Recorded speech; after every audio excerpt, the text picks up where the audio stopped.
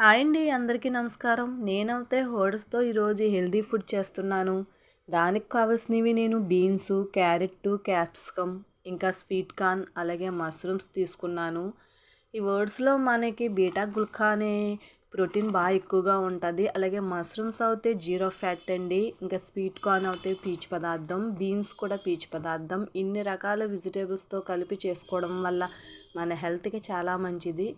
పిల్లలు ఓట్స్ని అవాయిడ్ చేస్తారు. మనం ఈ విధంగా చేసి పెడితే వాళ్ళకి అన్ని రకాల ప్రోటీన్స్ మనం అందించిన వాళ్ళం అవుతాం. అందుకనే మేమైతే ఈరోజు ఈ విధంగా చేసుకుంటున్నాం. చాలా బాగా వచ్చిందండి. ఎందుకంటే మష్రూమ్స్, ఇంకా బీన్స్, క్యారెట్, ఇంకా క్యాప్సికమ్ ఇవన్నీ వేసి చేయడం వల్ల అవి మరింత రుచికరంగా వచ్చాయి. ఇందులో మేమేం వాడలేదండి. కొద్దిగా సాల్టు, కారం, కొద్దిగా మసాలా, కావలసినంత వాటరు, ఉప్పు ఇవి మాత్రమే వేసి చేసాము. ఎటువంటి మసాలా పౌడర్లు కూడా వేయలేదు. ఇంట్లో చేసుకున్న హోమ్మేడ్ మసాలా మాత్రమే మేము వేసాము.